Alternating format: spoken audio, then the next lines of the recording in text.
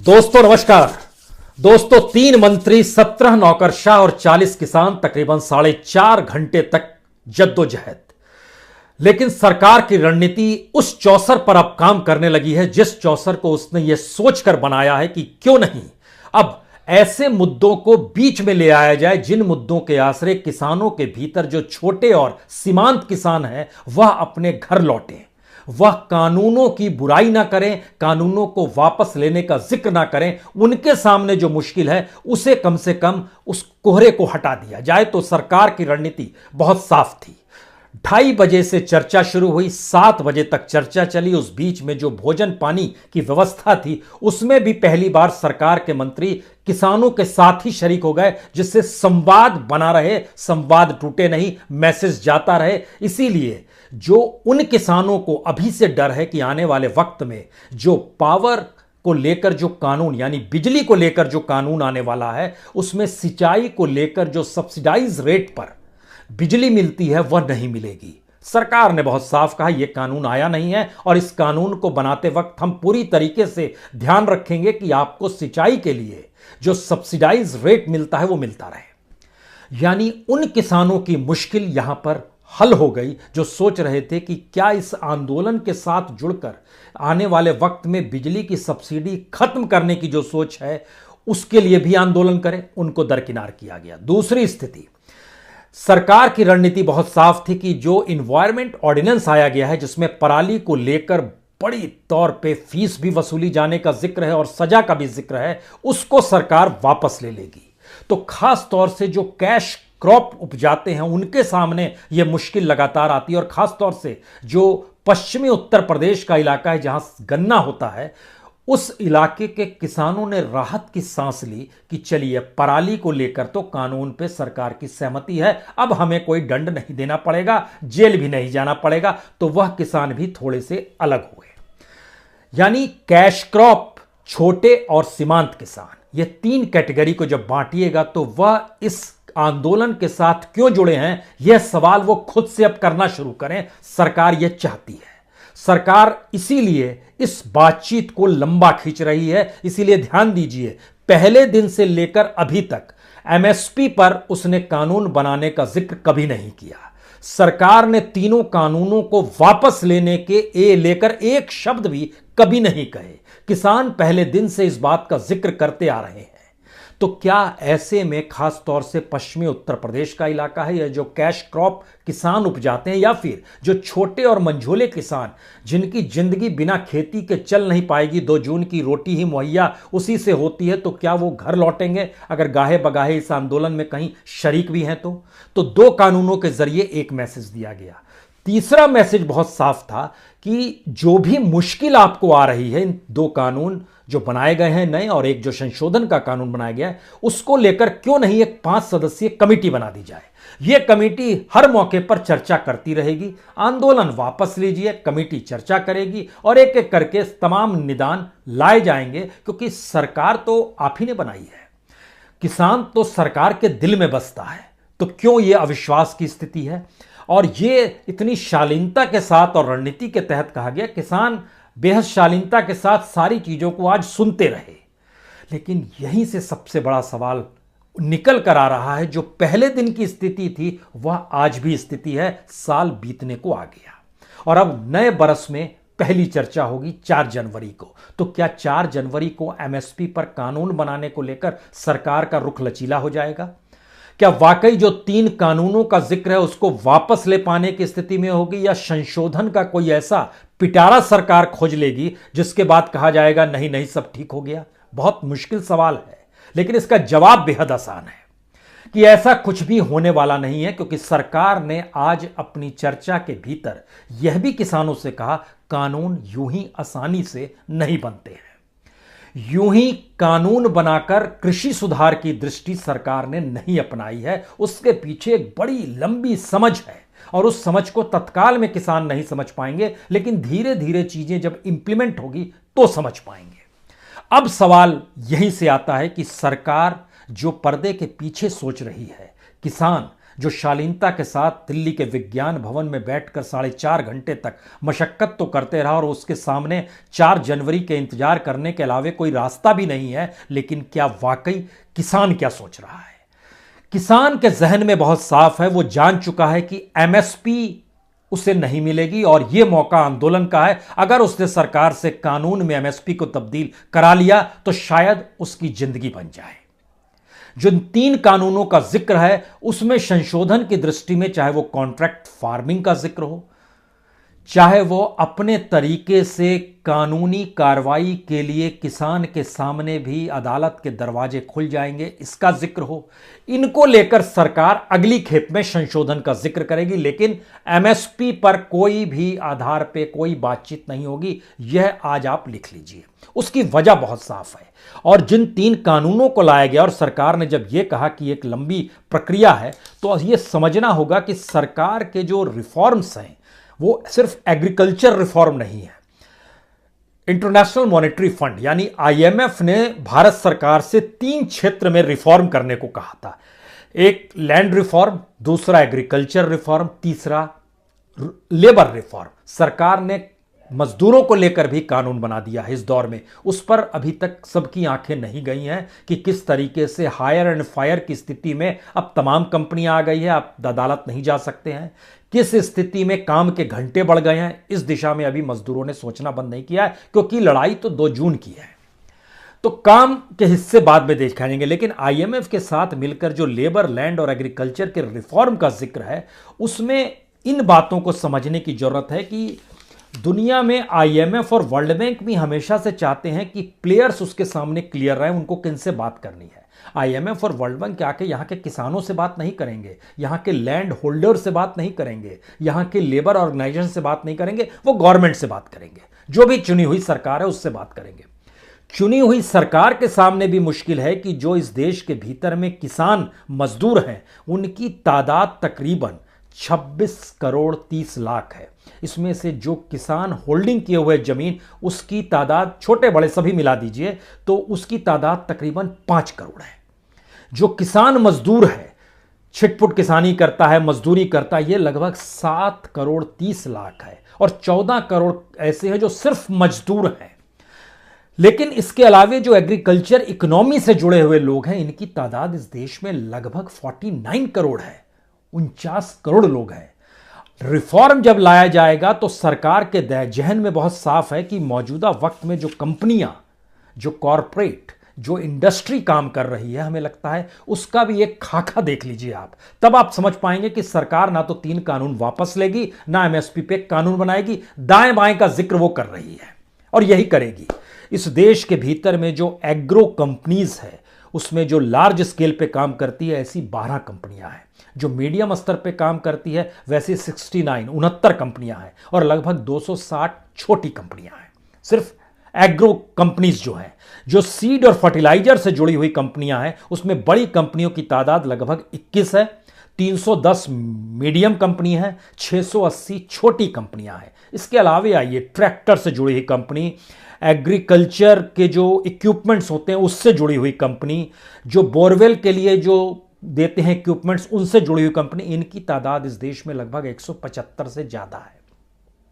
और जो इंश्योरेंस भी देते हैं, जो फसल बीमा देते हैं, उससे जुड़ी हुई कंपनियां भी जो इस देश के भीतर में है वो 12 टॉप मोस्ट है और उसमें सिर्फ एक भारत सरकार की कंपनी है।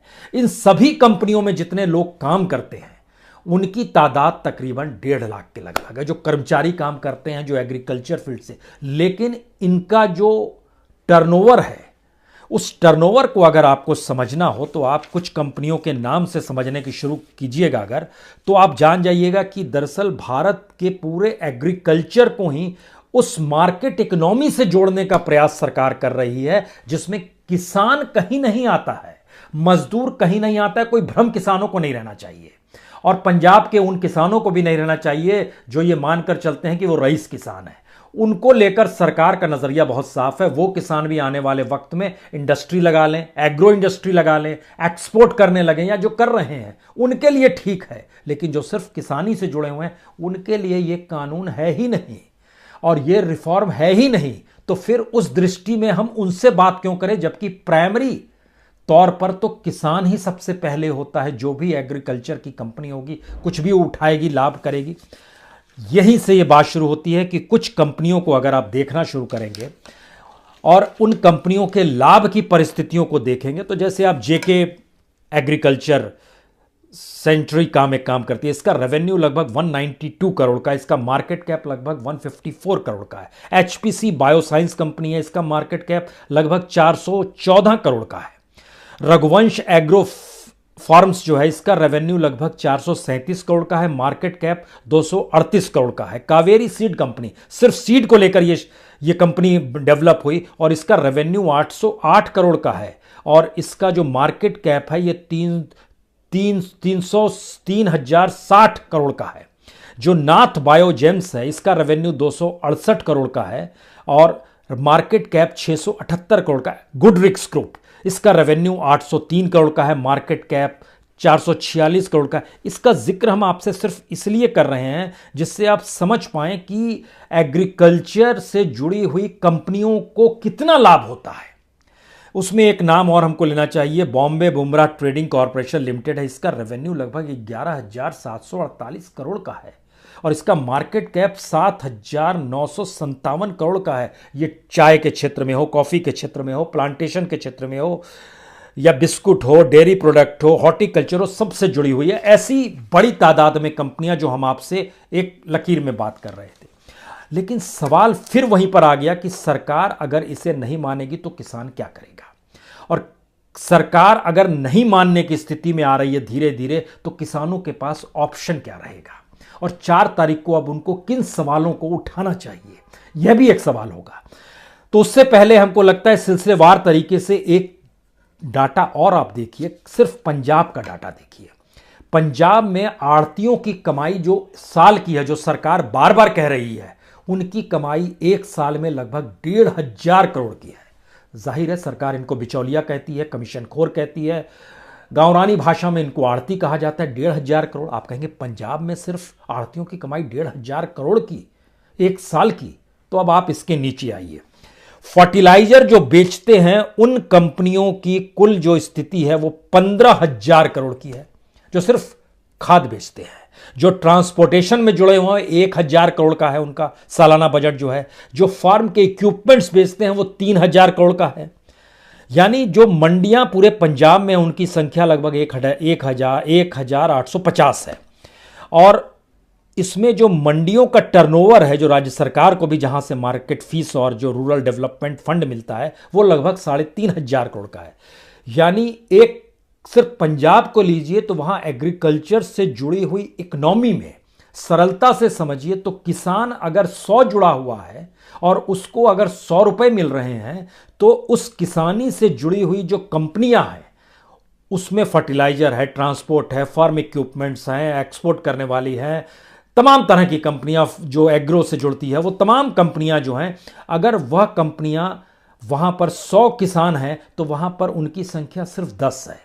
लेकिन ये 100 किसान अगर 100 रुपए कमा पाते हैं तो ये 10 कंपनियों की कमाई लगभग 10,000 है। ये डिफरेंस है और इस डिफरेंस को ही सरकार अपने रिफॉर्म का आधार बनाना चाहती है। वो पूरे तरीके से सारी चीजों को उनके हवाले करना चाहती है। ये बड़ी साफ लाइन है।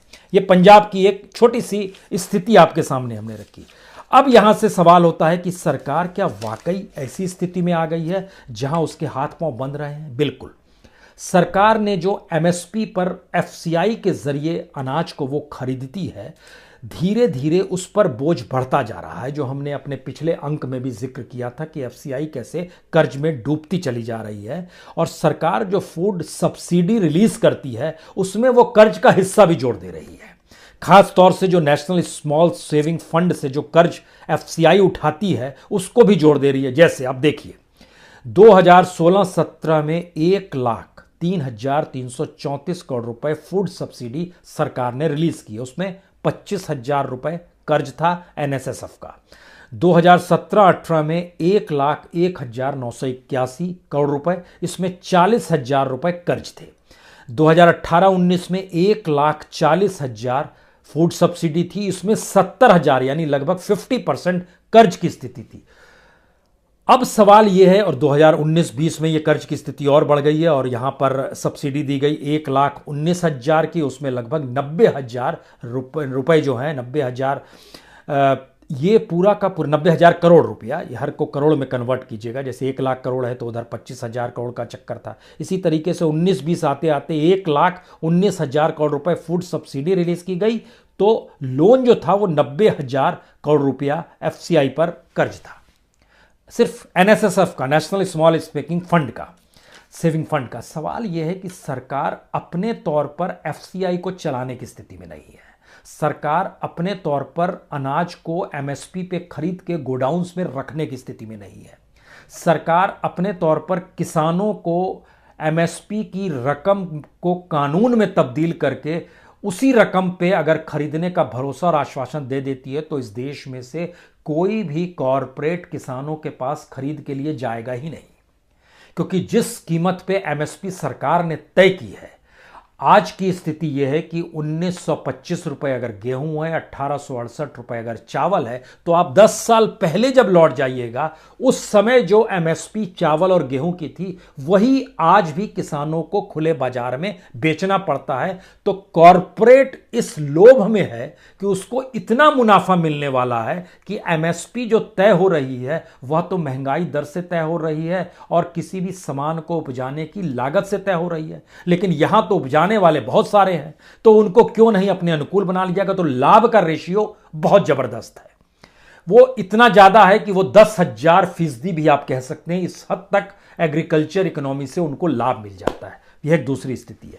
तीसरी स्थिति कहीं ज्यादा खतरनाक है, क्योंकि इसमें जब आप पूरी तरीके से पूरे एग्रीकल्चर को पूंजी में कन्वर्ट कर देंगे, और इस बात का जिक्र सरकार करना बार बार चाह रही है कि इस देश में जो एग्रीकल्चर लैंड है उसकी क्या कीमत होगी, उस पे उपजने वाले अनाज की क्या कीमत होगी, उस पे जो हम सब्सिडी देते हैं उसकी रकम क्या होगी, और उस सब्सिडी को अगर ट्रांसफर कर दिया जाए आपके पास सीधे अकाउंट में तो क्यों नहीं आप इसमें ही खुश हो जाएंगे। लेकिन यहीं से अगला सवाल शुरू होता है, जो कॉन्ट्रैक्ट फार्मिंग है, जो प्राइवेट गोडाउन्स हैं, जो प्राइवेट तरीके से एक्सपोर्ट करने वाली कंपनियां हैं, जो सारी प्राइवेट सेक्टर जिस भी लिहाज से, चाहे वो ट्रैक्टर की कीमत होगी, चाहे आने वाले वक्त में बोरवेल की कीमत होगी, चाहे जो भी इक्विपमेंट्स आप यूज़ करेंगे, चाहे वो बीज यूज़ करेंगे या कोई भी टेक्नोलॉजी यूज़ करेंगे, ये सारी चीज़ों की कीमतें उस कॉरपोरेट के हिसाब से बढ़ेगी। जब वो बढ़ेगी तो आप उसको ले नहीं पाएंगे। आप जिस भी कॉरपोरेट के साथ समझौता करेंगे कॉन्ट्रैक्ट फार्मिंग का, वो कहेगा कि ये टेक्नोलॉजी लीजिए और इसको आप उपजाइए। आप जब उस टेक्नोलॉजी को लेकर उपजाना शुरू करेंगे तो आप उस पर आश्रित होना शुरू करेंगे, क्योंकि उसके बाद आपकी स्थिति नाजुक होती चली जाएगी। आज की भी तारीख में ट्रैक्टर के टायर तक पर तो जीएसटी लगता है, तो किसान कहां से क्या खरीदे और क्या करे। ट्रैक्टर भी वो उधारी पर लेकर आता है या किराए पर लेकर आता है, तब वह अपने यहां चला पाता है। अन्यथा अभी भी भारत में छोटे जगहों पर चले जाइए, वहां पर बैल ही काम करते हैं, हल जोता जाता है। कई जगहों पर आज भी खबर आती है कि किसान खुद ही हल को अपने कांधे पर रख के, पूरा परिवार लगा हुआ है, जो तब सरकार को रहम आती है, तस्वीर छपती है, तब सरकार समझ पाती है अच्छा स्थिति इतनी नाजुक है क्या। यानी जो शुरुआत में पहला दिन था वही आज का दिन है। ये साल बीतने को आ रहा है, लेकिन एमएसपी पर सरकार कोई कानून बनाने वाली नहीं है। इन 3 कानूनों को लेकर वह सिर्फ और सिर्फ नापना चाह रही है किसान को, कि किसानों के भीतर की उस शक्ति को समझना चाह रही है कि यह अपने पेट और अपने पैसे को लेकर कितने दिन तक टिक सकते हैं। सवाल सबसे बड़ा यही है, क्या सरकार सिर्फ कहने के लिए किसानों की है? भारत क्या सिर्फ कहने के लिए कृषि प्रधान देश है? भारत में क्या सिर्फ कहने के लिए 60% जो किसान पर या खेती पर निर्भर जनसंख्या है उसको सरकार अपने उस पैसे पर आश्रित करना चाहती है, जो बार बार कहती है कि हम डायरेक्ट ट्रांसफर आपको कर देंगे और आपका अकाउंट हमने खुलवा दिया है। यही स्थिति सरकार के लिए अनुकूल है। और जो कैश क्रॉप उपजाते हैं उनके लिए सरकार कह रही है अभी तो आपको मिल ही रहा है ना पैसा, फिर आप आंदोलन क्यों कर रहे हैं। और कैश क्रॉप वाले भी सोच रहे हैं कि शायद हमको तो पैसा मिल ही रहा है। वो पश्चिमी उत्तर प्रदेश के किसानों को भी तोड़ा जाएगा और आने वाले वक्त में छोटे और सीमांत किसानों को भी तोड़ा जाएगा। यह भी एक फैक्ट है। सरकार उस दिशा में आज की मीटिंग के साथ यह संकेत उभर कर आ चुके हैं। कानूनों पर बात नहीं, एमएसपी पर बात नहीं, दाएं बाएं की सारी बात, और लेकिन इन सब के बीच आखिरी बात उन देश के तमाम किसानों को भी सोचना है और इस देश में रहने वाले नागरिकों को भी सोचना है। यह देश अपने आत्मनिर्भरता पर तभी टिकेगा जब यहां की जमीन पर काम करने वाला किसान मजदूर 2 जून की रोटी से पेट भर पाएगा और स्वाभिमान के साथ रह पाएगा। अन्यथा सरकार की गुलामी कर लीजिए, सरकार किसी और की गुलामी कर लेगी। बहुत बहुत शुक्रिया, बहुत बहुत शुक्रिया।